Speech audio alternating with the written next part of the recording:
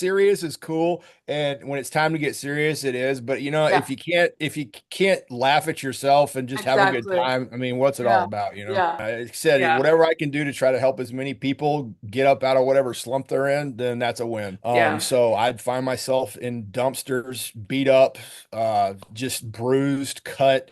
Um, I I mean, mean, just that goes multiple beyond just people. bullying. We, Well, I mean, it was 80s bullying, right? It wasn't nowadays where you can just turn off the computer screen and everything disappears. Like you had to yeah, face it every single day to the point to where your routes to school change. You don't go by certain houses. There's certain timelines, even between classes. There's certain places that you learn not to go because you know that that's a place where they're going to meet you. I mean, even going to the bathroom was stressful, because that's where they'd gang up on you. I had one time it happened. I had four guys gang up on me in a bathroom one time, and then with sports, it's the locker room. If you're not yeah, accepted by the team and you're kind of the outsider, right. it just again lightning rod for punishment. And back then, it was not just the hands, but it was also being told you're nothing, you're never going to amount to anything, you're weak, all this stuff. So it really kind of gets to your head if you let it.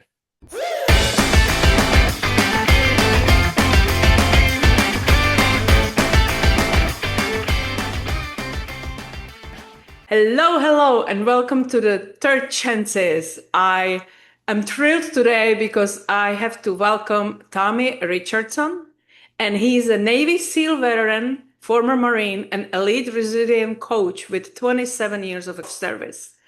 From leading combat missions across the globe to towing a 17-ton truck and benching 500 pounds after brain surgery, Tommy has turned unimaginable adversity into unbreakable strength.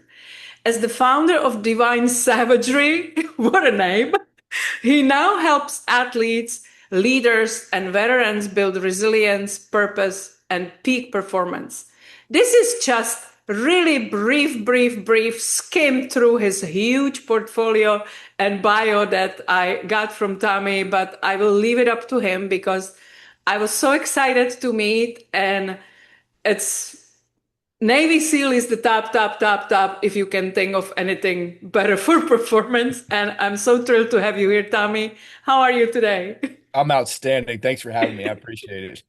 Yeah, it's really when you send me your history kind of Yeah, story, sure.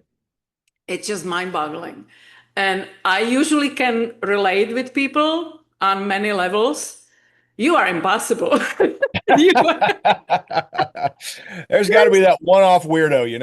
I don't There know. is the level of resilience that not many people can relate to. But I would love to unwrap this little baby because it's usually the person inside of all those achievements that give you better idea who they are and why they developed the way that they developed and why you are the man you are today. Okay, Right. so if you agree with me, I would love to go a little back to your Sure. childhood. And Oh, I know you mentioned you had some issues with bullying, and it is hard to imagine now looking at you because, of course, nobody would dare mess with you. But I guess that wasn't always the case. And I was no. just thinking about it the other day, and I was thinking, looking back, can you think of a reason why you were a target? Oh, absolutely. I was Yeah. a lightning rod for getting beat on just by the way I looked. Oh, wow. I mean, I grew to my current height. I grew to 6'4" when I was 14. Okay. Okay. And I was all legs, Coke bottle glasses, looked like a white Steve Urkel. I had suspenders, just the Oh. dorky voice. I actually did pretty good in school and just gangly. But then tried athletics as well. And it worked out pretty good for basketball. Turned out I could run pretty good for track or whatnot. But at the same time, people are like, look, just the way that I looked. I don't know what it was. Come to find out a little bit later on about bullying and helping kids try to get through it as well as to be able to face them and ask them if they're okay. Because usually somebody's bullying somebody else because they're feeling inadequate about themselves. Hmm. And they have to somehow assert dominance over someone that they think they can in order to feel better. Yeah, it gives them Time, significance. Yeah. yeah, and at the time you're just getting beat on. So I'd find myself in dumpsters, beat up, just bruised, cut. Um, I I mean, mean, just that goes multiple beyond just people. bullying. We, Well, I mean, it was 80s bullying, right? It wasn't nowadays where you can just turn off the computer screen and everything disappears. Like you had to yeah, face it every single day to the point to where your routes to school change. You don't go by certain houses. There's certain timelines, even between classes. There's certain places that you learn not to go because you know that that's a place where they're going to meet you. I mean, even going to the bathroom was stressful, because that's where they'd gang up on you. I had one time it happened. I had four guys gang up on me in a bathroom one time, and then with sports, it's the locker room. If you're not yeah, accepted by the team and you're kind of the outsider, right. it just again lightning rod for punishment. And back then, it was not just the hands, but it was also being told you're nothing, you're never going to amount to anything, you're weak, all this stuff. So it really kind of gets to your head if you let it. Yeah, but that's the point because some people, not maybe to the extent of that kind of abuse, but some Sure. people go through quite a serious bullying through their childhood. Right. And not everyone comes on the other end as No. you. Some people become a victim and they use that bruising their entire life as a not a, as an excuse, but kind of as an excuse Yeah. to explain why they are the way they are. So, what was your strength? Where did you find the strength to kind of stand up to it or turn it as your benefit, actually, as your Sure, strength? sure. Well, I was getting it from home too. Not beatings at all, but I mean, I got disciplined the way I think I should have, but it was a very strict household and grades were very important. And, there was a little bit of verbal stuff going on to make me not feel great, but it got to the point to where I was just figuring, why the heck am I here anymore anyways? So Hmm. I mean, grew up a family of hunters and, firearms and whatnot, and I knew where my dad kept his weapons. So I grabbed a pistol and I was going to end it all, right? And I was taking the slack out of the trigger. How old were you? Uh, it was early teens. Uh, yeah, and it was just one of those things where uh I just didn't have any. I've no zero self worth, right? Because you get told so many times, you get beat Yeah, down, that and the other. I yeah. mean, it was even at Boy Scouts. They were trying to. I get beat up there. I try to get drowned at the local pool, which is interesting because that's how I actually learned how to hold my breath, which helped later on. Because that's what I Wow. do is I'd go down and go down to the deep end, hold my breath, and I would go down there. They couldn't do it, so that was survival mechanism, right? Um, so anyway, I remember that you talk about that watershed moment. I remember the shine at the end of the bullet. I could stare down the barrel and see the bullet there, and I'm like, all right, this is going to be it. And like I said, I'm pulling the slack out of the trigger, and I like heard this audible sound saying, "Stop! Don't do it. I got something for you." Hmm. I didn't know what it was at the time. I mean, I'd grown up in a Methodist environment, Methodist church environment, but it's one of those things where it's like you go, if you make it on Sunday, fine. If you go on Christmas and Easter and whatnot, but nothing about establishing a relationship with Christ or really understanding what it is that God had for you. But I think it was one of those things where he was kind of talking to me and going, that was his first real time of going, look, man, Hmm. you're made for something else. So I took the slack out of the trigger, put the pistol away, and just charge on through the beatings. And it was one of those things where it was a choice, and it was clear cut, black and white. You're either going to submit or you're going to survive. Yeah. So I went into martial arts, tried to build a little bit of confidence. Actually, kind of went the opposite direction. I had a person that would help me out, who became a lifelong friend, a little bit, just to kind of say, "Hey, keep going." But Yeah. during some of the belt tests, I'd be running around the place, running from people, and I'd hear some things from my father saying that, certain explicatives, right? And it's just like, all right, I guess that this isn't working. And then, I another time I ended up in junior high at PE class. The coach was out and a substitute teacher came in. It so happened it was my martial arts sensei. And I'm going, oh no. And of course, he brings me out and he goes, hey, Tommy trains with me and da da da da. And I was like a yellow belt at the time. I knew nothing. So once he left that next day, the bullies came back and go, oh, so you know karate now. And it Oh became, boy. multiple people on me. So I met the pavement a few more times after that. But it just finally I got fed up with it and just started fighting back. I Um, mean, was there nobody in your family or close by that would be at least one person that you can kind of relate on that would encourage you and help you? well, I mean, it was 80s, right? So like you don't really talk to your parents. Hmm. It's just, nose down and keep going or do whatever it is that you need to do. So, I And where think did you grew up? I In grew up in I grew up in Texas. Right, so deep south, and yeah. and it was just one of those things. I mean, I'm sure my parents would have listened to me, and I know that my mom probably would have taken action. Um, but at the same time, it was just one of those things where you get into that hopeless and helpless mentality of I'm alone, you know, Mm. and Not the helicopter moms, right? That time, at that's all, for sure. no, Yeah. no. It was hey, street light. The street light was your time to come home. Yeah. Um, And if you're thirsty, drink out of the hose. That's how it goes, and you'll find food somehow. You Yeah. got a friend's house or whatever. But yeah, no, just keep driving on, right, and keep moving hard, moving forward as best you possibly can. So you And were you but it were was a choice. when you were out of the school, how did it continue? You were doing martial art for a while? Yeah, I did it for a little bit. Made it up the chain, just a hair, and started doing pretty good. And it was one of those things I think where it really kind of helped spawn the confidence piece. That's But for then sure. it was understanding that what you're getting taught in a school might not necessarily translate into what happens on the street. Yeah. So you have to kind of become a little bit more adaptive and creative, which actually kind of helped, later on going into the military because you're going to have to adapt to different environments all the time That there. was my question because did you ever thought like when you were a kid, did you think of what you want to do when you grow up, or did was it always straight? Well, I mean, when I was a young kid, I wanted to actually build space stations. I wanted to be an aeronautical engineer and an astronaut. Uh, Cool. that childhood dream quickly, as GI Joe's, He-Man, and Rambo and all that stuff starts coming into your life. You start going, oh, well, maybe this is the way, and you start, looking at your favorite GI Joe characters, and it was always for me, it was always like the Spec Ops guys or the ninjas or anything like that, and I was like, oh, okay, this is Hmm. cool. And then it came to find out that so my family has mostly Marines in it.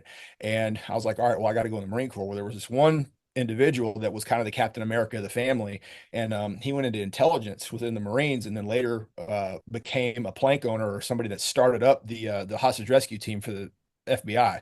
So, he was big time and he was getting a lot of respect within the family. So I went, all right, well, I'm going to go that route. Yeah. And that's what kind of forced me into the Marine Corps. Not forced me, but led me into the Marine Corps. But we'd always been a family of, like I say, we're hunters, patriots, love the country. So it kind of became a natural thing of going into that. What from that moment when you were trying to kill yourself and you heard the voice, did you start exploring more on religion, or did you just leave it as it was at that time? Well, I think I was more motivated at time by music. And unfortunately, I think it kind of went the other direction based off of what I was listening to. I was a heavy metal kid. And that kind of led into, black metal, death metal, things like that. And that kind of went the other direction. So I Okay. started exploring all different types of things and was really lost. Hmm. Didn't really have true purpose or anything like that. It wasn't until I was in the Marines where I actually got saved and started my relationship with Jesus. Do And you think then, you were like seeking some kind of structure and oh yeah, yeah. absolutely, 100%. Yeah, I mean, it was, trying to seek training, something that I could cling to that I knew was going to be there.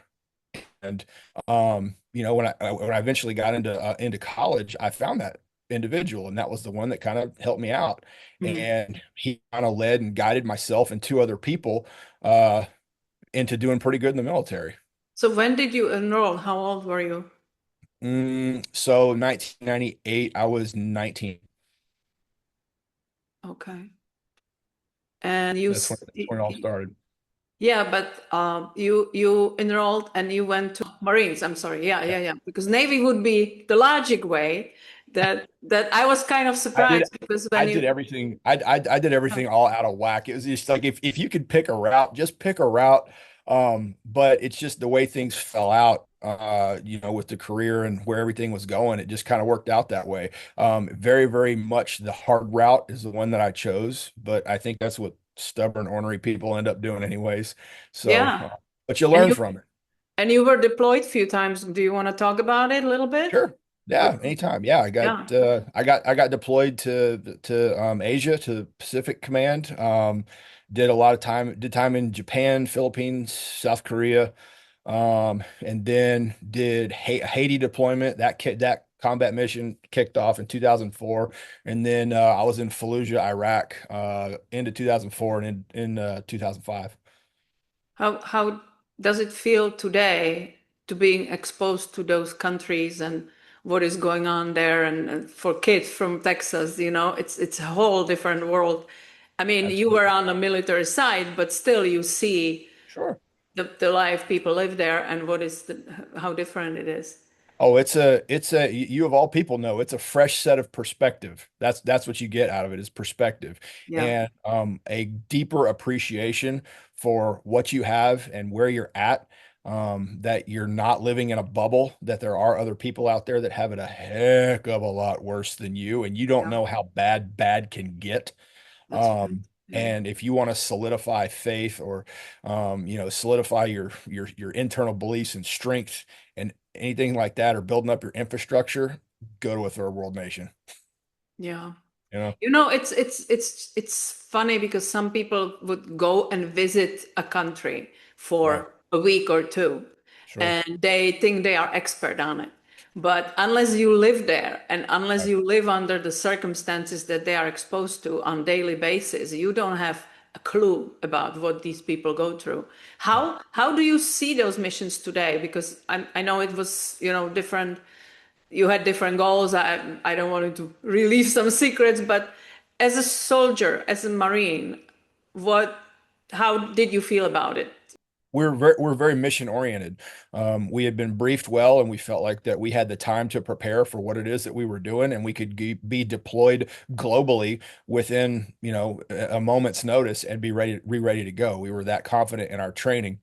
Hmm. But what I didn't realize and what I came to find out and discover a little bit more when I, started investigating the special operations side of it was the culture, the agriculture, the politics, the military history that you had to understand, the political environment, political history, everything. You had to really, really understand the culture, their background, their belief systems. What is it that drives the people? The more that you could find out about that individual, the easier it's going to be to relate to and with the people. Now, you're already someone that's a visitor, but you have to come as a visitor, but willing to understand and learn where it is that they're coming from pretty much and adapt as quickly as possible. And in the beginning with the Corps, we didn't necessarily do that.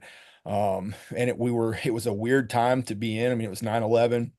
The last big conflict that had happened was, Desert Storm, Hmm. and that was kind of an overwhelming success. And I don't think there was too much of a need really to understand the culture. Whereas when we cruised back into that area, in the early and later 2000s, it really became important because we found out that no greater friend, no worse enemy mentality was actually working pretty well.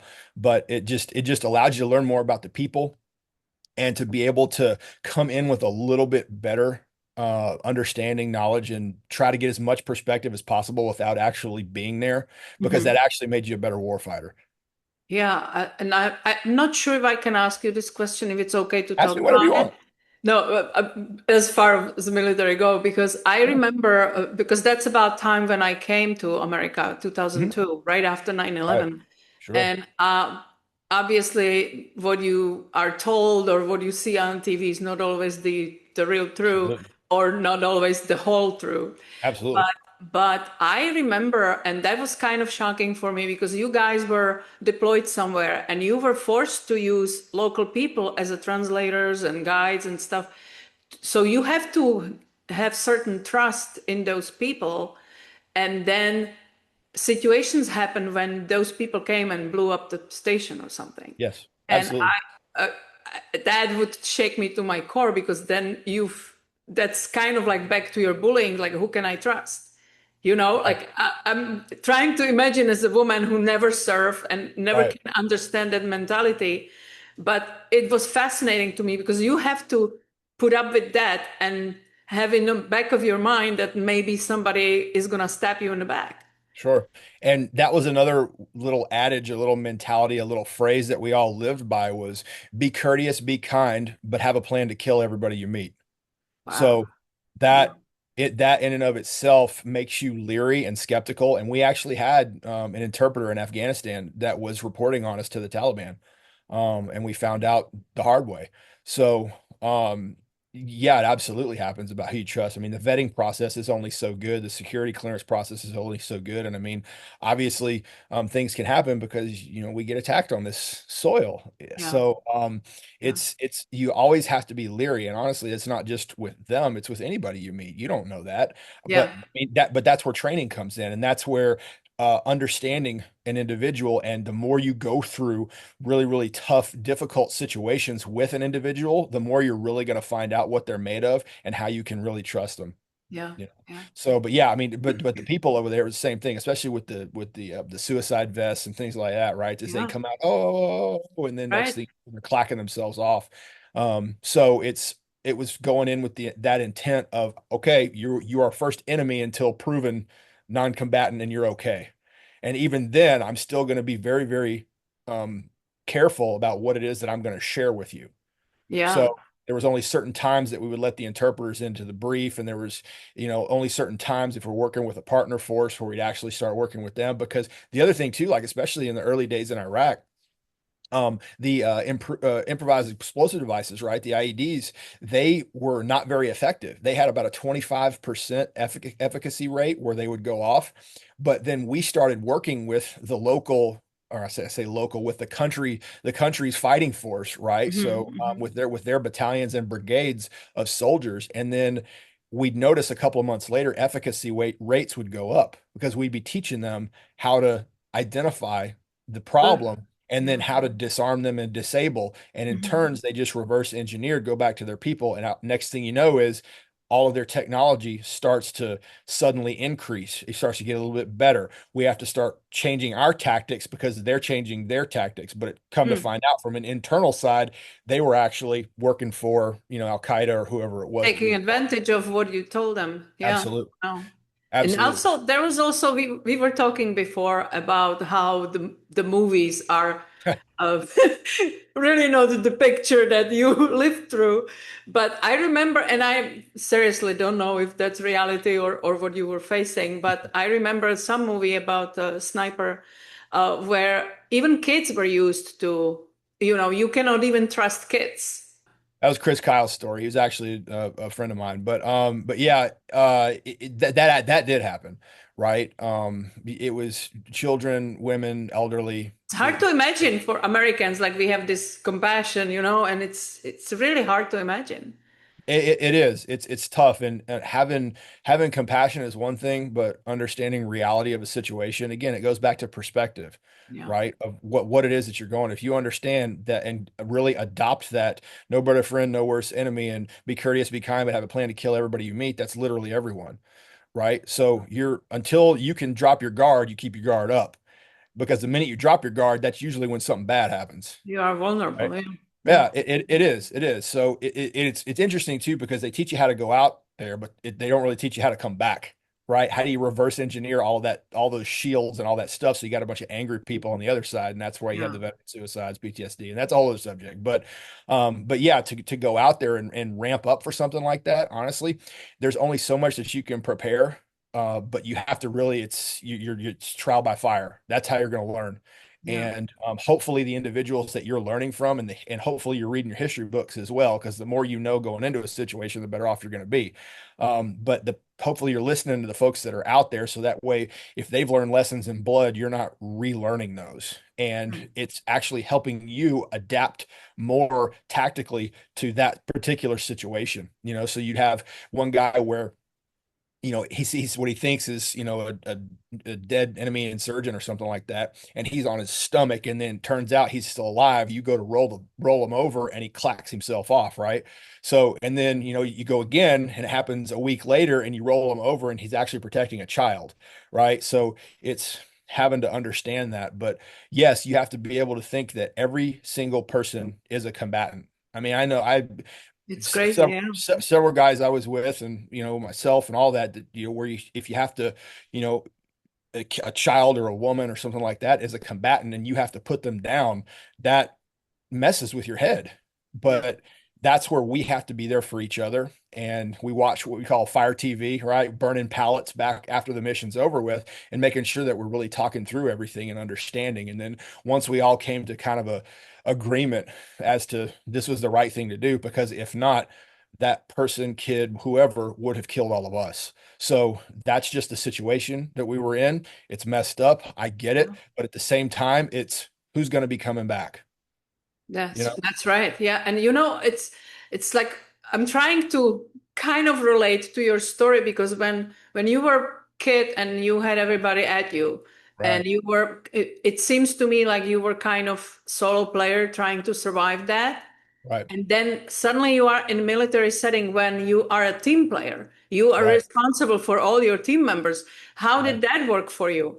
That was different. I was used to I was selfish, and because I had to, because all I knew how to do was protect my own. You want to survive. Yeah. Yeah. Yeah, so then you have to become from a survivalist into a protector and realizing that they're there for you and you're there for them. So it was really letting your guard down for the people that you're going to be on your left and your right. And then come to find out that once you start, and actually that's where the competitive edge comes in, right? Is like I can't let him beat me in training, and I don't want him to beat me. I want to beat him in everything, and that's it. But the thing is that that's elevating their game and they're elevating yours. And Yeah. then what that does is that competitive nature then spawns that teamwork of now I know, because I know I can raise this dude's game. He can raise my game. I'm going to be on point for him. He's going to be on point for me. And you start living for somebody else and you'll, jump on a hand grenade for that guy. Yeah, Right. you are all Uh, leveling up, basically. Absolutely. Yeah, yeah. 100%. It's high tides raise all ships. Yep. So and that really with with that type, I call it a game, but there's no reset button, right? But the reality of that is just, okay, I need to understand the severity of this and I need to train to that level. Because all we have to do is make each other better. And if you're not making me better, then you need to go somewhere else. Or you need to find a different position to where you're good at, because whatever position that certain individuals in, if you have that type of latitude, it's either bring them up or get them out. Yeah, that was my other question because what if there is a weak link? What do you do? And you are in combat. Sure. I mean, in the Marines, it's you kind of can't help it. It's just whoever signs up, and the Corps takes care of the training, and then once you get to the platoon, they kind of take care of the individuals also. But Mhm. if there wasn't much latitude for weak links, however, there were people. I mean, it happened, right, in gunfights where guys freeze, Yeah, and or they revert back, or they see a friend of theirs, something happens, and they go to different places and they just freeze. But I exactly. found out that violence is a really good reset button. So, I mean, I've kicked several guys in the head just to get them to go, right? And they just like a etch a sketch, and then they're back in the fight, and everything's okay, right? But it usually takes some kind of a wake up call. Hopefully, it's not at the expense of somebody you love getting hurt, Yeah, but it's just they have to understand and realize that. And if they need to take if I can switch them out for somebody else, or I can only take out fewer people, then I'm absolutely going to do that. Or maybe this person needs a mission that might not be as dangerous, because you kind of got to, after a while, you get a feel for, hey, this is going to be a heavy one, or this one's going to be a little bit lighter.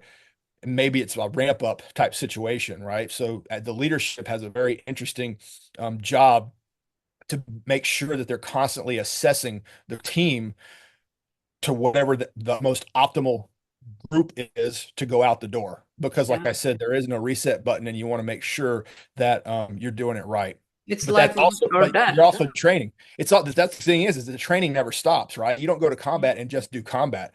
I Yeah, mean, there's downtime, you're training because you're learning lessons while you're there. So you have to implement those and you practice so that way the next time you go out, you're better.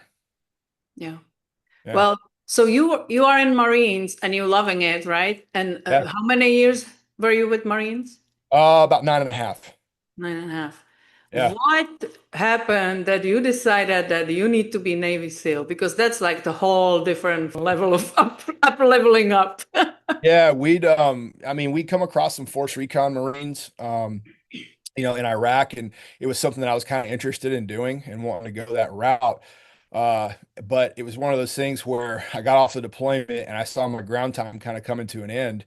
And that's where I wanted to be. And I always said I was going to stay in as long as I was still having fun and still kind of making an impact. What And attracted you to it? What was was it so, challenge? those two guys, those the twin brothers that I grew up with and we trained with together before going into the military. One of them was at jump school at Fort Bragg while I was at Camp Lejeune, and kind of in that weird phase of figuring out what to do next. And he came up and he goes, "Hey man, why don't you come over to the teams?" And I went, "Is that even a thing?" And it turned out that his brother was Marcus Luttrell, right? So these are Luttrell twins. So Marcus had just had Lone Survivor had just happened, right? So Red Wings had just happened. So he goes, dude, Marcus knows a lot of people. We can try to get you some interviews or whatever, but we'll set the dominoes up, you knock them down, and we'll see what we can do. I went, all right, cool. So they made a few calls, got me a few interviews with some key people within the teams, and I just went there and interviewed with them, and they said, "Dude, just be you," and I did, and I guess it worked out pretty good. Yeah. And then the next thing was work on the administrative side of the house, and that's where I really figured out that it was something that I wanted to work on the admin side of the house with the Marine Corps, because I remember there was a administration officer that looked at me and goes, "There is no way this is going to happen." He goes, "You have a better," I'll never forget. He goes, "You have a better chance of counting the stars with your finger than you do making this jump. With the rank you are, with how senior you are, with how much time you have in the Corps to jump over and go to Buds to be a SEAL." And I just looked at What it. rank were you? I didn't even ask you. I was a first lieutenant when I started the process, and I just pinned on captain before rolling out there. And it's not a typical path to go from Marines to Navy SEALs for sure.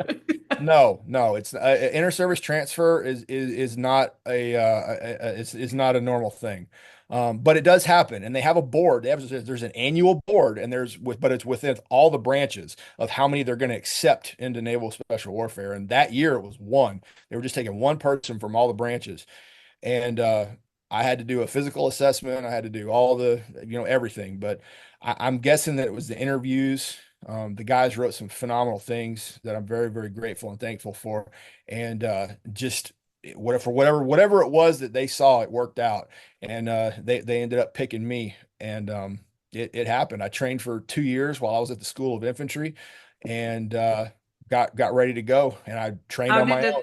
how did the training look like? Tell us, because we have seen movies. Talking about Buds or me training to go to Buds? You getting there. I have no idea what levels it involves. Like they take you in, you go through super training Oh, and the training through Buds. Okay, so it's called Buds, Basic Underwater Demolition SEAL Training. That's the one out in Coronado, California, where everybody's wet and sandy and tossing logs and boats on their head and stuff like that.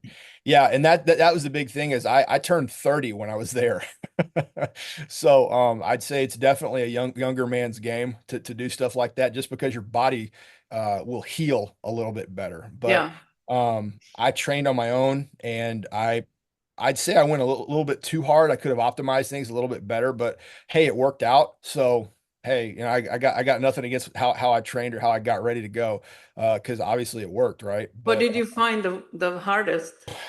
shoot, it was all hard. But I for me being a bigger kid, the obstacle course and making the times, that was kind of the Achilles heel, because for whatever reason the good Lord blessed me with an engine, so I didn't have a problem with the runs or the swims or the physical training evolutions or anything like that. But there were some of the obstacles that were really had me concerned. For And speed? Was it the speed? so it was the speed, but the thing is that there's like an obstacle course, right? Like if you look at American Ninja Warrior or something like that, there aren't big people that do that Yeah. and actually make it. It's the little, guys that are like orangutans and just, cruise through it, but it's the little guys. And if you look, the average special operator is, an average size guy, a smaller guy, right?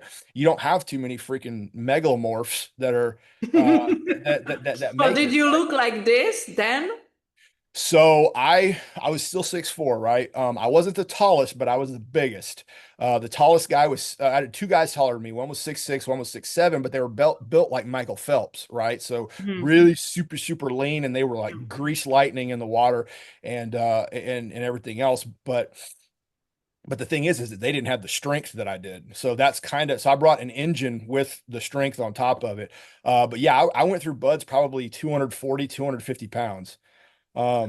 So that's still pretty heavy going through buds. I mean, I'm Yeah. I'm 310 now, but I'm powerlifting, so it's a little bit different. But yeah, that was my buds weight. I'd say my fighting weight when I was in the SEAL teams was probably 260, 270.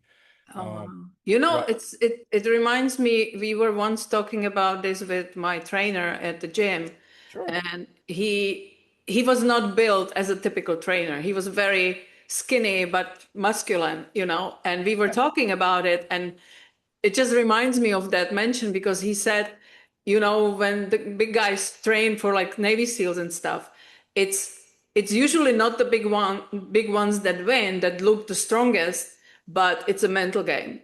And absolutely. I think for you, you were so resistant, but by then, Right. from what you got through, you had that rebellious spirit in you to just no matter what it takes, you're gonna Right. withstand it, and you wanted it bad, right?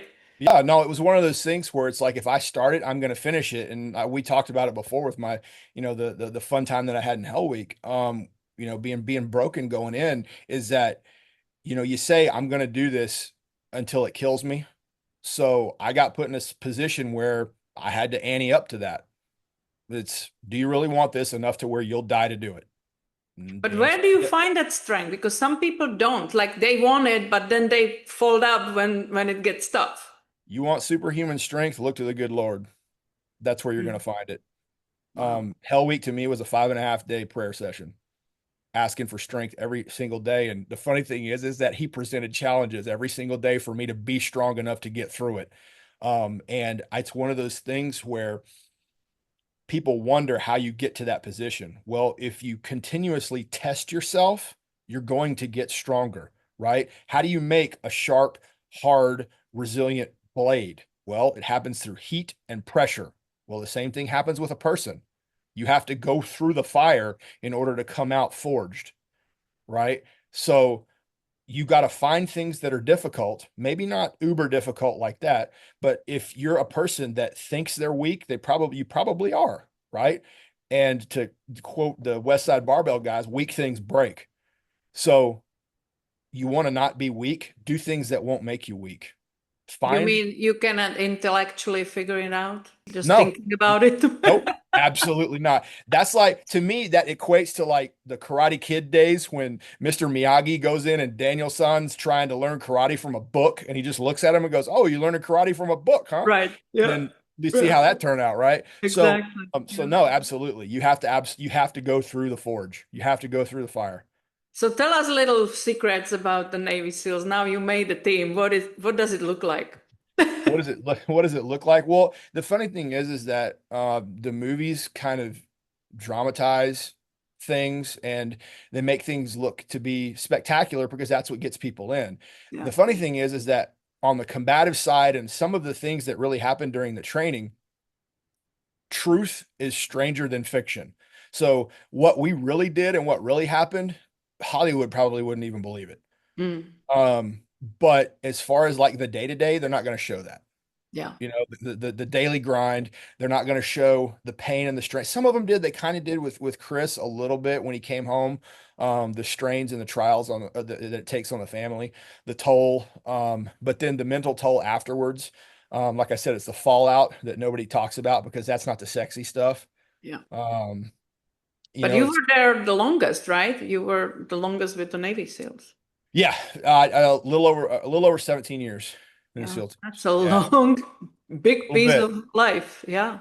Yeah, it So, was, but you find out what you love and you find out what hope is pretty good at, and you just keep driving.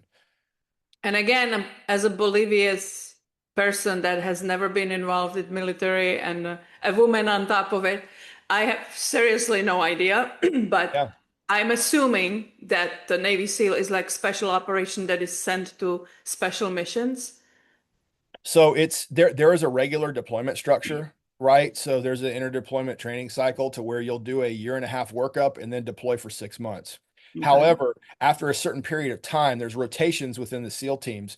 So there's certain levels of readiness to where they're ready to go. So if there is something that pops up quickly, that it requires that type of individual, then they will deploy. But we also have forward deployed forces all over the world, and that's part of the deployment cycle. So if something happens within that region, you already have a SEAL team worth of crew, or at least a troop size, three platoons, ready to put to whatever that situation is on the world. And that those are going to be the guys that like initially make the hit or do the surveillance or whatever the mission is. They'll Yeah. do that. It's if something large scale happens, then they'll start, like, when Iraq and Afghanistan kicked off, then they'll start rotating entire SEAL teams, to go out there and go into theater. But Yeah. it's a very adaptable force based off of whatever's going on around the world, and they're deployable pretty much 24/7, depending on the nature of whatever the mission is. But I mean, as far as like secrets, I mean, you peel back the skin, it's the day to day, right? If you're not training, you're still training, right? Yeah. So if you're not in a certain training block and doing a particular skill, then you're going to the gym and exercising. You're eating and recovering and resting. You're, having a good time with the boys, and it's just back and forth. But You live usually, it. You basically usually, live it, yeah, it right? is. Yeah. Usually, everything leads toward making yourself a better operator. That's Mhm. at least what you're trying to do. So that way, when you do end up overseas, you're as prepared as possible. Was there some high profile mission that you wish you were sent to? I mean, everybody wishes they were on that Bin Laden raid, right? Um, Yeah. I remember getting that phone call whenever it happened, and I was honestly kind of just mad because I Yeah. wasn't there. Yeah, I'm thinking like But if I am highly trained. it's one of those things too, where it's like you go where you're required to go. You train yourself, and train with your boys to be as good as you possibly can be for whatever it is that shows up. And if you get some got, depending on how you look at it, some got fortunate and got to go do stuff like that. So I mean, that was part of a special missions unit that went through that.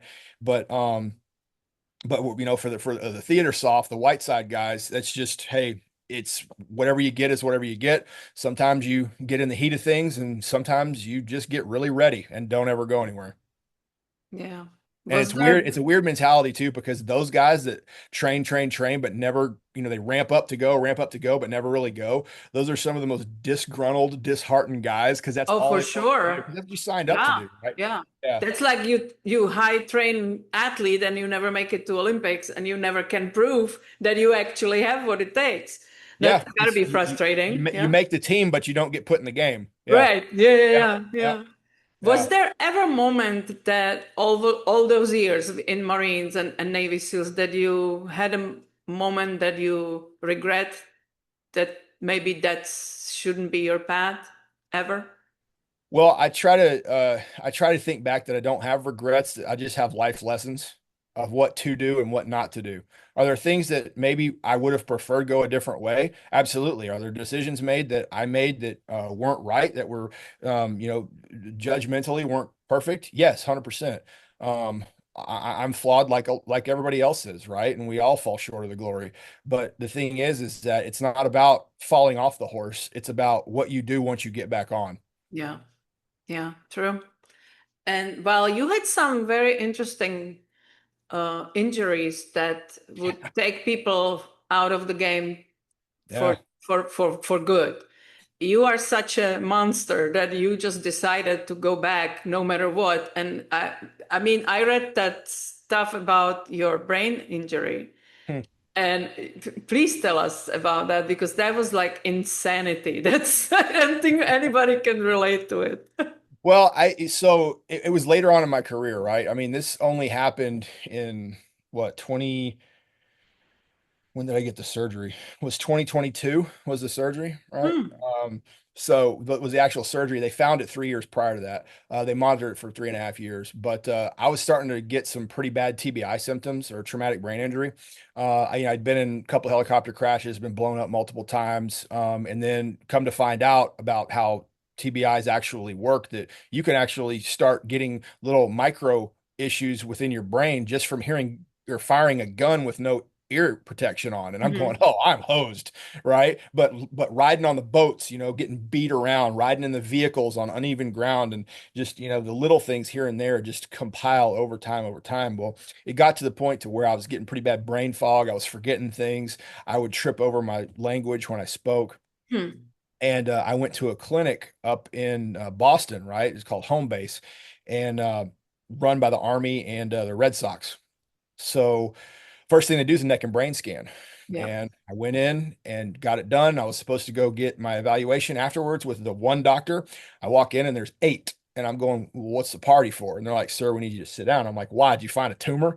And they go, sir, we need you to sit down. And I'm like, oh, okay, you have my attention. So I sat down, and sure enough, I had a little gobstopper attached to the back of my brain stem, and I had a cyst about as big as my hand that was inside my skull, pushing my brain forward. And they said, well, a couple things could happen, right? One, it could shrink and go away, least likely. The other one is that it could harden up, crystallize, and then you just have a rock in your head.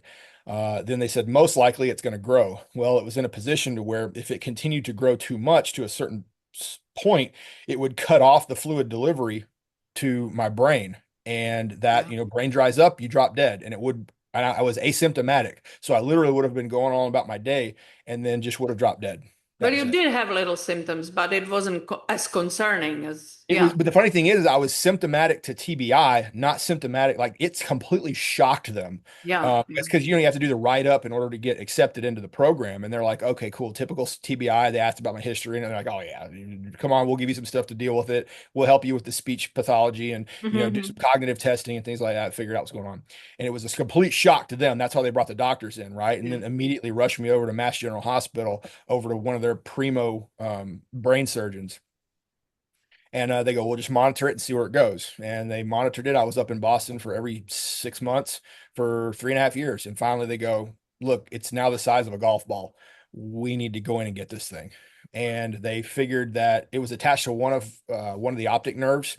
And they said, most likely what's going to happen is that you're going to end up with double vision. And you'll Hmm. have to wear prism glasses the rest of your life. And I was like, whatever. Okay, we'll figure it out. Um, and I mean, to kind of double back a little bit, when they told me, "Hey, you got a tumor," they showed it to me. I looked at it and they go in for like a hug, and I'm like, "No, no, don't touch me. I'm fine. You Yeah. okay?" And I looked at my watch, and I said, "Hey, I've got about an hour and a half till the next class with you guys." Hmm. Because it was with a psychologist or something like that. And I looked, and they looked at me and go, "Yeah." So I said, so "Where's your gym?" And they went, "What?" I said, look, I can lift shoulders, get a good workout in. I know you guys got a gym here. Show me where it's at and let's just do this. And they're looking at me like I've lost my dadgum mind. Hmm. And I said, look, guys, here's the deal. This is kind of how I go through things. So, is there anything that I'm going to do to myself that's going to make this thing better or worse? They said, no. I said, cool. So, again, where's your gym? Yeah. Yeah. So I went and had a great workout and then carried Yeah. on about my day, right? And I was laughing and joking and yucking it up, and they couldn't understand it. I'm like, well, why wouldn't you? I mean, I love it because part of the problem when people get diagnosed with something, they immediately started thinking of themselves as sick. And that mindset really is not helping. Yeah. no. The tail is going to follow the head. If your head is in a bad place, guess what? Your body's going to be in a bad place too. Right. So keep your head in a good place. You're going to be fine. And you know what? I'm still going to keep improving myself.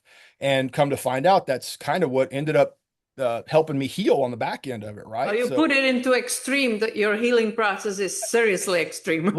little bit. Well, the thing is that I knew that, and because of multiple surgeries before, that should have taken me out. But I knew that the better shape that I was going into surgery, the quicker I was going to heal. So I got in crazy good shape, as if I was going into a UFC fight, going on deployment. I mean, I set a bunch of PRs in the gym, because I'm like, hey, if it ends up taking me out, hey, I know at least I did this, right? So, and I wrote it all down as metrics. Lo and behold, that was going to come into play later, right? So in there, got the surgery. During surgery, had a stroke. And while my brain was exposed, one of the 30 doctors that were there had COVID. So if you're going to get COVID, you might as well do it the man way with your skull and brain exposed, which I did not get it. So anyway, so while I was healing, I was quarantined into my ICU room. I couldn't even leave the room. So, you talk about madness. But again, I'm a child, so I'm going to find stuff to do, right? But and again, that plays into it. So had the stroke, and then when I woke up, I was blind in my left eye, like lights out black blind, because you wake up and it's just like they teach you, when you get hit by an IED or something like that, or something happens, you do the function check, you Yeah. check your privates, make sure they're good. And then do I have my fingers, toes, everything working? And then I'm doing this and I'm going, hey, and the doctors are like, what? And I said, hey, am I supposed to be blind? And they go, what? they like lost their mind because of course I'm making a joke of it. And I said, yeah, it's like black in the left eye. I did this and it's like my eyes closed. Hmm. And they freaked out, brought the surgeon down, which the surgeon apparently never goes to ICU or whatever. Yeah. And he goes, it was because it was attached to it was literally attached to one of the optic nerves, and they didn't see me going lights out. Hmm. So we're like, all right, well, we'll give it a day. We'll see what happens in the morning. Well, in the morning, I opened my eyes up, and it looked like I couldn't, there was nothing there, but when I opened my eyes, it wasn't black, but it was light. So I went, aha, here we go. And Something is happening. Yeah. yeah, exactly. Something happened. And lo and Mhm. behold, what happened was is that it was just outstretched and all it needed to do was tighten back up, get into position. And then I didn't even end up with anything wrong with my eyes. I went back to 2010 vision Good. within 5 days. Wow. So it worked out good. But anyway, had the surgery, got it done. Um, they wanted to bring me, the process is usually going from ICU to step down. Well, I said, I'm not going to step down because the beds are horrible and I need to get out of here because that's where healing really happens. And, By the so way, the stroke didn't leave any side effects. that's another interesting little miracle story. I'll get to that one. But the stroke actually ended up healing completely because usually it leaves a gray spot on your brain, right? And then can have issues that happen that'll happen later on, right? Sometimes with the face, with the extreme, but can cause brain problems and Yeah. cognition and things like that. And it just absolutely goes in a different direction. But no, I'll Tarantino it. So now, like I went to my last scan probably about maybe 8 months ago. I was in Boston, and the doc goes, "Look, man, here's the deal. I had to reshape my skull, and I've got Terminator parts in my head too." But he goes, "Look, man, according to your brain," he goes, "I can't believe this." He goes, "You're like of the 0.0000001%," and I'm going swinging in the good way or the bad way. He goes, because you never know. Right. Yeah. But he goes, look, man, if I was a doctor, if I was me and I had not, and I heard that you had brain surgery and I'd never seen your brain before, if I looked at your brain, I could never tell there was a problem. He goes, you have a perfect brain. Like not only that, but the spot where the stroke is, it's gone. Completely gone. Mhm. It's healed. All the walls in the brain, everything, there's no holes, there's no gaps, there's no nothing. Everything is back. He goes, you've got a beautiful brain. Incredible. Yeah. Yeah. I was like, all right, cool. But the thing is that goes back to training, right? Because to me, in my reptilian brain, I'm like, well, what is it that causes healing? Blood flow. Well, how do you get blood flow to the head? Pressure. How do you build up pressure? Resistance training, lifting weights. So to After me, brain surgery. Yeah. so that was it, right? So anyway, I for step down, right? So I said 5 days, you're going to get me out of here, and they're like, ha ha ha, whatever. I said, well, what's it going to take? Well, the physical therapist has to evaluate you. You have to do certain things, which is walk forward, walk backward, walk side side, walk up and down stairs, and you're good to go. I said, that's it. They go, yep. I said, come back in 5 days, Wow. and I found her. I went around opening drawers and stuff because I was, ICU, and what are they going to do? But I taught myself to walk. Was doing laps around the bed. I would make it a certain way until my head started feeling weird. I'd put a little mark on the floor, and then when I get down, I'd sit, and the next time I'd try to beat that mark. And I would go left and I would go right, so that way I could go both ways. And then I started opening up drawers, and I found a resistance band, and I'm like, money. So, so, You so I are a have this beast. I actually have video of it. It's kind of funny of the little pole that has it's three IV bags and one that has an actual tube that's going into my brain, the brain tube that goes into my spinal cord, right? And it's spinal fluid. So I took all those bags and put them to the back and threw the exercise band over the top of it, stepped on it with one foot, and I'm doing tricep extensions with the band, trying to keep blood flow in the upper body as much as I can. I whip it over the bottom. I'm doing curls. I'm doing shoulder overhead press. And then I got the crazy idea. I was like, well, I have to walk upstairs. I don't have stairs. So how do I make stairs? So I tied the band to a drawer and then to my bed.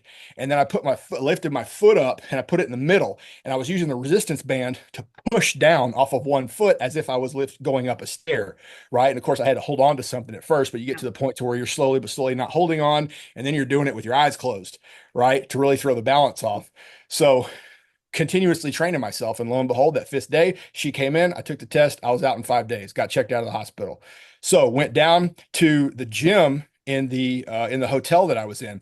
I'd asked the doctor, what is it that I can do? He goes, well, you can walk for 15 minutes, 3 different times during the day.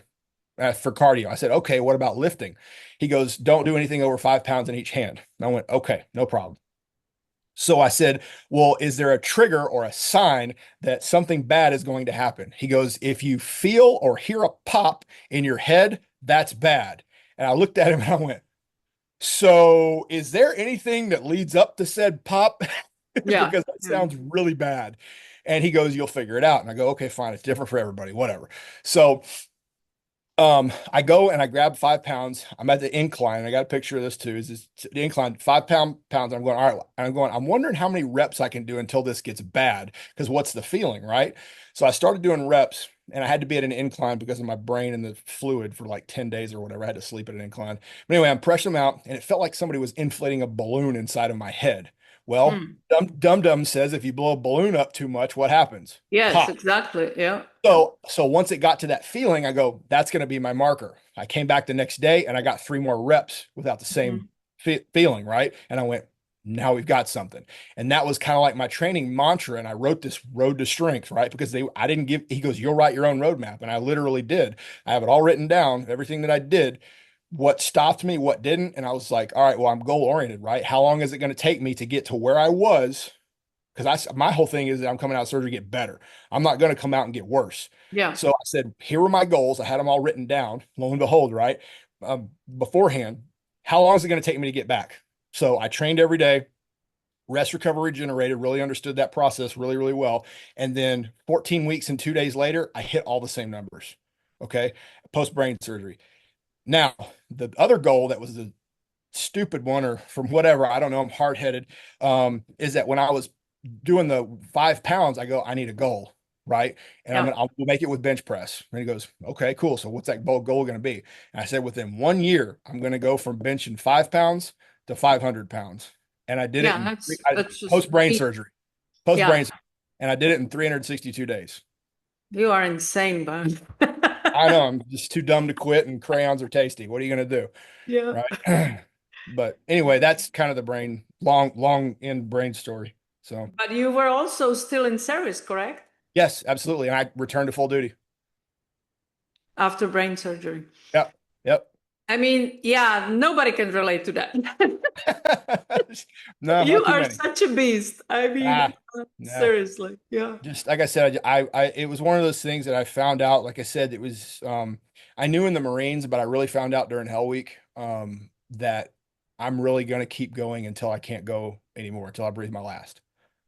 And that's just it. It's like, and then it becomes kind of a fun thing of, and that's where the whole raise your horn thing came, right? It's not just from the Bible, but it's also to, I'm chasing challenges. And that's kind of one of the Yeah. speeches that I do when I talk to people is that we need people that will run towards the gunfire. Right. Yeah. That's the huge difference. Anybody I met who served in military have that kind of mindset that I cannot understand because of course us civilians we are weak, scared and something Not everybody. happens. Not everybody. I know. Most people would run away or run for help or something. They would not run straight to the fire.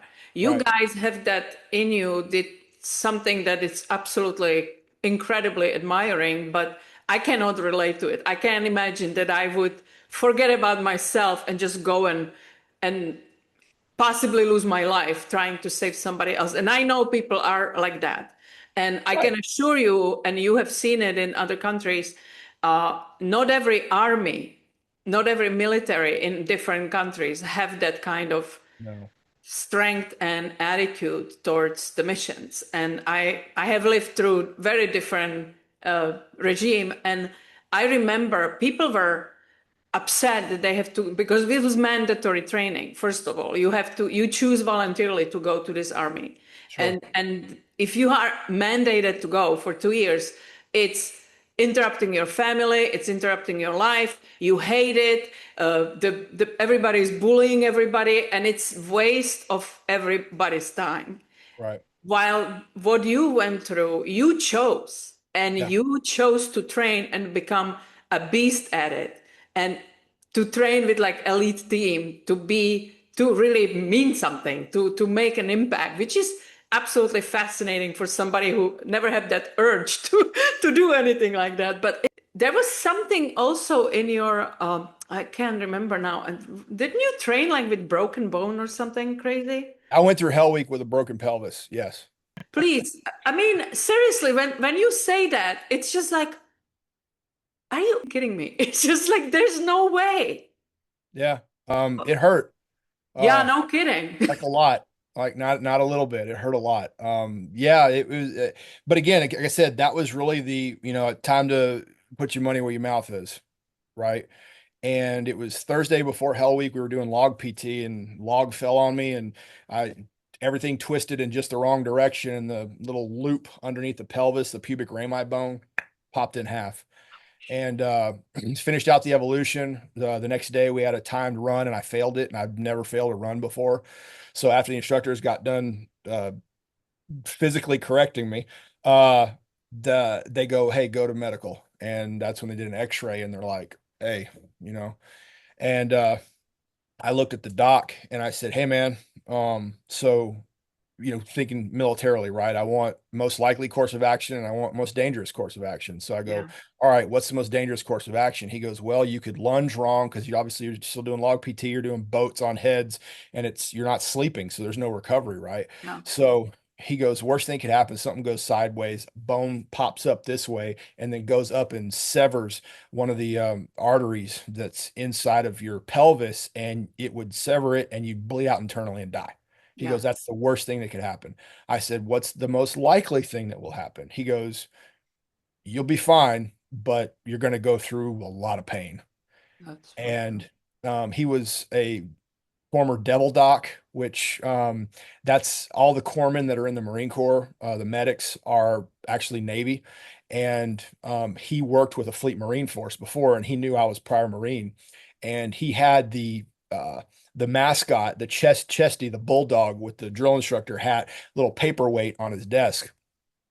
And I said, "Well, Doc, what would you do? Or what's your recommendation?" And then he kind of just cocked this little wicked smile and furled his eyebrow. And then he didn't say a word. He just took that dog, put it right in front of my face. And I go, "I'm picking up what you're putting down. Let's do this."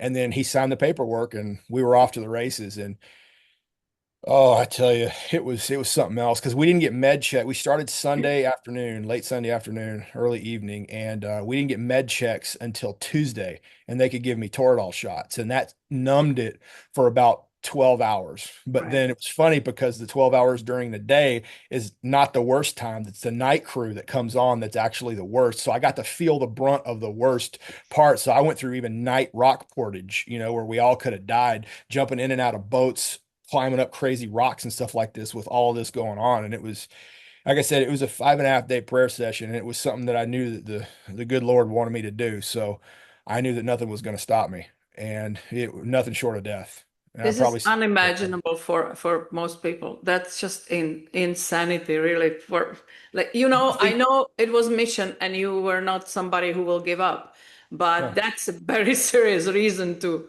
kind of give your body time to heal. Well, the thing is that how important is your, and I relate that to people, is how important is your goal? Yeah, How far will you take? And then it's like, did you make the goal for a good enough reason? right. Because if the goal's not worth it, then the pain's not worth it. So why make a stupid goal that anybody could attain? Yeah, Make big goals because that makes you that's that forcing function that's going to force you to either push through it or realize that you don't have what it takes. yeah. You Your just got to keep driving through it. biggest disappointment with yourself. Yeah, Yeah, absolutely. And the thing is, you have to live with that. Right? I knew that I couldn't go back to my family. I knew I couldn't go back to the twins, to my friends, to my trainer. I couldn't go back a failure. I was not going to 100% no. Because one, I'd never hear the end of it. But two, I don't think I could live with myself.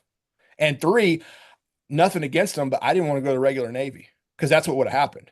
yeah. And haze gray and underway is not for me. I mean, God once bless you those guys make that do it, but that ain't me. once you make Navy SEAL, you don't want to be downgraded. That's for sure. My Well, that's gosh. the thing. I hadn't made it yet. Yeah, I needed right. to make it Yeah. first, right? Yeah. So Yeah. that was it. And then that was also, once I had surgeries later on down the line, that was, the boys are waiting. I got to get back to them. It's really incredible because it sounds like a great entertainment, but imagine imagining going through this. I have had 3 back surgeries. So I Sure. know what pain is. Oh yeah. But I wasn't lifting weights 5 days after, that's for sure. Right.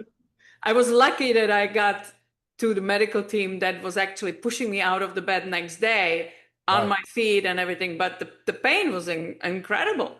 And you learn to, you can take so much more pain that you think you are capable of.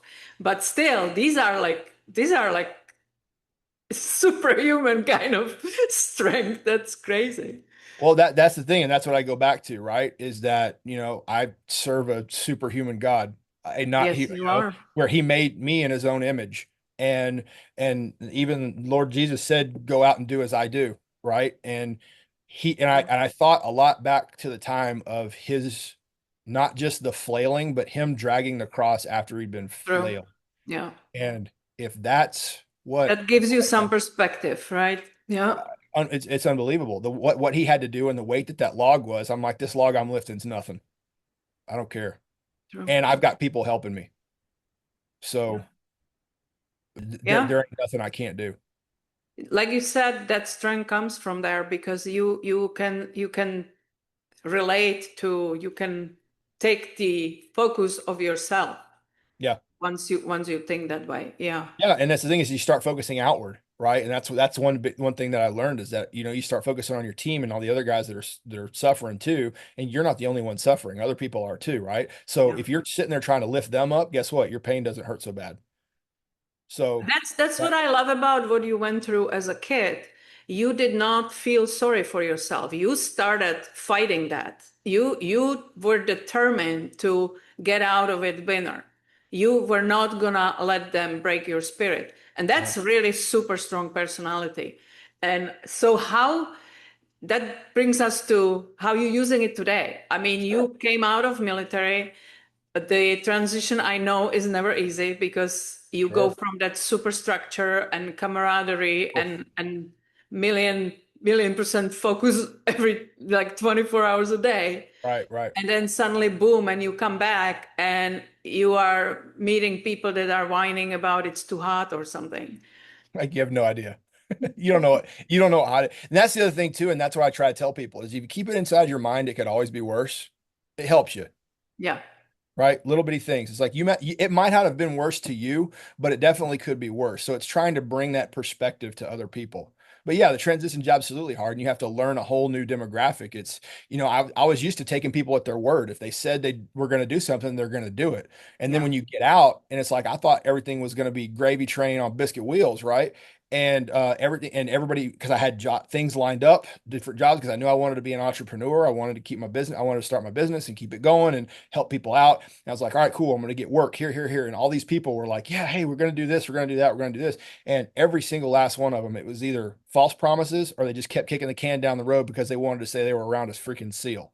Yeah. Right. Yeah. And I'm just like, and now I'm literally back in Iraq going, I can't trust anybody like we were Yeah. talking about, right? And Yeah. you can't trust it, take anybody at their word. But the thing is that you have to realize that I went through a period of I thought it was me and realizing that it isn't me. It's just that's the way people are. And that helped fuel me to go, I need to help bring them up and You get need them to find your circle too. That right. You find your actually, tribe. yeah, And I did. I did. I found my tribe up in Columbus, West Side with the lifting community. And there I also wanted to come up with something that not too many other people do. Like you see a lot of SEALs, they get out and they'll do mixed martial arts or yeah, jujitsu, or they'll go do, long distance running, or they'll do like the extreme stuff or whatever. But I haven't seen one that went into strength. So I was like, well, I love doing this. I learned a heck of a lot about the human body coming up as far as, anatomy, physiology, biomechanics, the physics, the math, how everything works. And then I learned the system, the conjugate system through Westside, and then can apply that to pretty much everybody.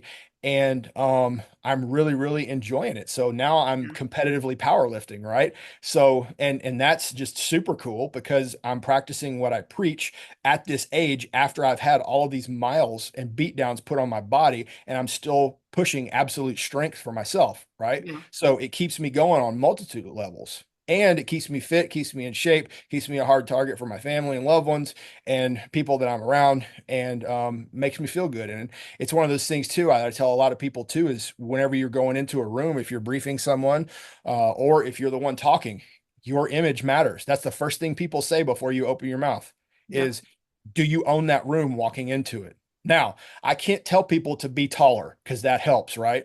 But what I can tell people to do is be in shape. Because if I have Joe Bag of Donuts just show up inside the thing, and it's like I can tell a whole lot about this person, right? They're not disciplined. I might not be able to trust what it is that they're saying. And it's because they don't take care of themselves, right? And that's why I say, I was like, look, yes, you can still focus outward while working on yourself because you're working on yourself to be better for others and to help lift others up. You have to lead by example. So in order to do that, you have to be the example. So if Yeah. I walk in and I'm talking to somebody about wellness and how to get themselves right and get tougher, sure, it's, cool story, bro, for what you did before, but what are you doing right now? Right. So you have to continue and keep pushing. If you slow down, you go down. So I have to practice what I preach. And the more that I learn about myself and how my body works, especially working around injuries, the better off I can advise and help other people. So maybe they can then be better than me. Yeah. Because that's what I want somebody to do. I try to be better than me. Just try to beat me. I want you to. I'm not going to let you, but try. Right. Yeah. Yeah. So you are using it also to help businesses Sure. to improve their leadership. And Absolutely. how can it be translated into business? Well, it's simple. It's called from the battlefield to the boardroom. And it's taking tactics, techniques, and procedures that we used in the military and from a very extreme environment and being able to translate those into something tangible that the individual business owner or business people, team, whoever it is, can actually grab hold of and then apply it to make efficiencies go up, which Yeah. in turn translates into happy people. Happy people mean they're going to enjoy coming to work. They're going to work harder for you, and I teach the servant leadership way of doing things, and it seems to resonate pretty well. But that's one of the three things that I do is working with businesses for sure, and then just speeches alone with businesses as well, doing motivational, inspirational speaking, or whatever topics that they want. If it's grit, mental toughness, I got stories for days for that. So it's being able to bring things from my past to help lift and elevate them up, and that's what's so cool about coming from and doing something so extreme and continuing to do extreme things is because that from that extreme, you can tailor down to anyone else, no matter where they're at on the spectrum. And because of what I did, I can go to an NFL team and I can go to, a pro whatever. I can go to a special missions force, whoever it is, and be able to talk and have the street credit to have them listen to me because what Exactly. I've done has worked on a Yeah. level that they can't comprehend. I can't imagine that somebody would stand in front of you and tell you that's not possible. No, because what you've just done is you've just now thrown the gauntlet down. I'm like, oh yeah, tell me I can't do Show something. me. Yeah. Tell me I can't do something, right? Exactly. Yeah. But No. but that, again, that goes with the mentality, and that's something that can be built over time. What a lot of people think that these guys, they're born this way. Well, you're not necessarily born. You're born weak and frail. You have to have your parents take care of you, or someone take care of you, or Yeah. you're just going to die of exposure, right? So it takes the hardening, the toughening, slowly but surely, different situations that's going to build you into that resilient individual. The thing is it's pushing through the day to day that when things get hard, I don't want to quit. I don't want to seek comfort. And that's why I say you got to be a person that's going to run towards the gunfire. You have to actually seek things that are going to be painful. By painful, I mean harder and more difficult. You have Yeah. to become a monster because once you can go to that realm, then you understand how to start tailoring and tempering it back Then and the then apply it regular when it's tough necessary. things are easy for you because you go to extremes. Yeah. Absolutely. Yeah. Absolutely. And why not? Right? Because why wouldn't you want tough things to be easier? Right. And that's the thing is that tough things aren't easier. You're just better. Right. Exactly. That's it. I'm thinking when I'm listening to you because reflecting on your childhood when you didn't really have a parents that were cattling you and swiping the path in front of you. Yeah. I think we are facing some really tough future years when these last two generations grow up to be leaders Yeah. because they have everybody gets the trophy. They have nothing like you in them to drive them to be better.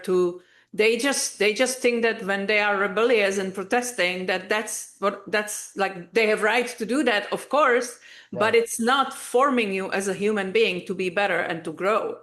And it I mean, gotta be tough. soft times are going to beget soft people. And Yes. what that does is that allows you to be now vulnerable. And if you don't have a strong protective force and you are vulnerable, guess what? You can be taken over. And if Right. it's on a large scale, that can mean you're losing countries, right? Yeah. But the thing is you also have to understand that social media is not helping. Okay. For The sure. Yeah. people that are the loudest, the people that are the talking the most are usually the weak ones. And now I'm starting to kind of see a trend where you have interviews with people that have gone through very, very tough things to kind of help motivate and inspire. It's honestly why I get a job speaking, right? To Yeah. motivate and inspire people to go, there's another way. And it's not only going to help you, it's going to help build societies. Yeah. And people don't want to think in that big of thing because they're like, hey, what could I do? One person. Well, last I checked, there was one person over 2,000 years ago that saved the world Yeah. forever. So if you use that as an example of what one individual can do, then what is it that you can do? You got put on this planet for a reason, right? I'm not saying special snowflake, whatever, any of that ideology whatsoever. But I'm saying is that the creator of the universe put you on this planet. Now, what are you going to do about it? Yeah. Find that purpose that he had for you and give it everything you got. And guess what? Yes, there's going to be trials, there's going to be tribulations, but count all that as joy because your perseverance is being tested. That's James 1 2, right? That's it. You have to go towards difficult things. Everyone does, or else you are wasting your worth on this planet because everyone does have worth. Correct. So going through what you went through and what you already achieved, Yeah. Uh, and I'm really fascinated by you, Tommy. Thank you so much for sharing all that because Sure. it's the moment I saw your post, I was like, oh my God, I want to be around this person. I want to hear his stories because it makes you a better person too. It makes you expose your own weaknesses. You realize what you thought was tough is a joke, compared to what you did. But of course, not everybody is, your structure and your mindset and everything, Right. but it makes you a better person to be around people that achieved huge things. And Right.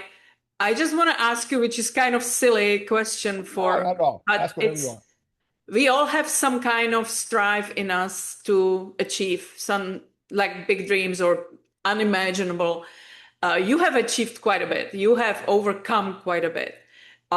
Is there something still that you're striving for that would be like on your deathbed, you would look back, it was like, okay, did what I was put here to do. Well, I think that's what I want to be able to do is say that where I did slip up and I failed a lot, I also, the successes, I succeeded a lot as well. And if even in doing so, being able to define resilience for people and strength and toughness, then that's it. But also understanding and finding weaknesses in order to make them strong. Now, is there some massive goal? No, I've got micro goals. Yeah, absolutely. But the thing is that I don't know what the good Lord I think this is why he put me here and he gave me all of these stories. And I used to be, one of those vets that was just going to be like, look, while I was still in, I was hey, I'm just going to talk to the boys. It's going to be around the fire, big piece of meat. We're going to work it all out and tell stories. It's going to be great. Right. Yeah. But I got told, I was like, look, man, I didn't give you all of these stories and put you through all of this stuff for you to one, glorify yourself in front of other people. I did it so I could show people how great I am. Right. And that's what the good Lord did. So that's what I'm going to do. It's despite all of my flaws and despite everything that I've done wrong in life, it's his grace, his mercy, and his strength that allowed me to conquer things that seemed unconquerable to others Yeah. and continue to do so and continue to break morals or not morals. I don't want to break morals, Sorry. molds to break molds, right? That society has put on us. So it's just all right. Well, I'll just be the hammer then that breaks the molds. I'm good with that. I was And going to ask you if you can change somebody's limiting mindset in sure, order to drive them. that's How? the whole point. Yeah. Yeah, absolutely. And to give them tools to be able to do it. The thing is that I can't fight the fight for you. What I can do is tell you what worked for me and what will work for you. But the thing is, it comes down just like with everything in life, it comes down to a choice. You have to choose to take this hammer and start breaking molds. You have to choose to break the chains. You have to choose to do it. And you have to do it every single day. But the cool part about it is that the good Lord gave us in Ephesians 6:10, the armor of God. The fight's coming. Wake up in the morning, say your prayers, take your vitamins, eat your food, and then go on about your business and start fighting a good fight, fighting a good fight. And you will absolutely 100% be shocked at what you can do. You have no Yeah. idea what you can do, Yeah. right? I go back to, Coronado, California, and I stand on the berm and I sit there sometimes and just look at the ocean and go, I can't believe I did the things that I did. Like, how in the world did I do that? And then it's just like, while I reflect on that, I did it because I was supposed to, and that was the job, and I'd do it again. Right. And So, you didn't back off. You kept going no, every day. You didn't back off 100%. no matter what. Yeah. Yeah. And every day you don't feel great. Every day, you don't go, I'm ready to attack. I'm ready to attack. I'm ready to attack. You have to develop that mindset on your own where you wake up and you look at the snooze button and you're throwing the alarm clock across the dadgum room instead of hitting the snooze button, right? You have to make that choice because your body, that's the big thing. Your body, it is breakable, Yeah. right? Your soul is not. So there's a constant battle between the flesh and the spirit. The spirit's eternal, the body's fleeting. The body wants comfort, but you can't give it comfort. You have to fight that. That fight is going to be there every single day of your life in some form or another. And it's how you react and respond to it as to whether you're going to defeat it or conquer it. So if you go at it with a mentality of, come on, bring it, you can't lose, Yeah. but you can fail. And that's another thing too, is nowadays these kids don't know how to fail. Failure is a rung on the ladder to success, right? A fail. That's what a fail is. And if you become a failure, that's only if you quit. That's it. Wow. If somebody has a business and listen to this podcast and you don't go and hire Tommy Richardson to elevate your leadership, you are a madman.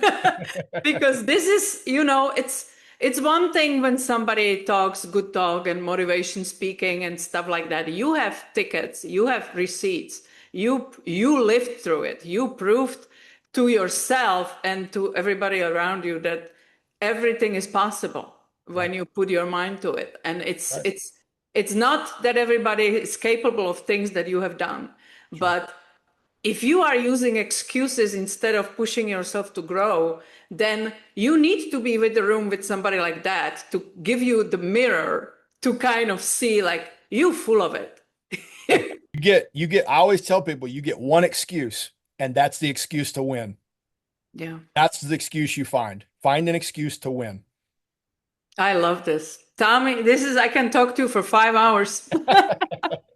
I hope this Appreciate is it. not the last time that we met and we talked because I'm in. this is valuable. We are growing weak men, and I'm worried about it myself. But usually it turns around, and the weak times create tougher men again. Out of So necessity. That's right. yes, yes. So I'm hoping that more of you grows up and will keep us safe. Not only thank you for your service and for the incredible sacrifice that you made, but you just keep serving and you using all this hell and highs and lows to motivate other people, which is absolutely incredible. And I love it. Thank you so much.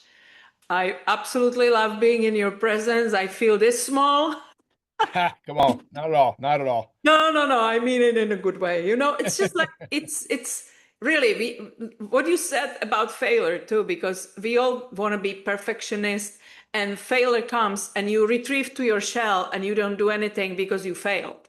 And it's really, and I remember that saying when you fall off the horse, get back on a horse, because I did fall off the horse, and that was Yeah. after my first surgery, and I was terrified that I hurt myself, Right.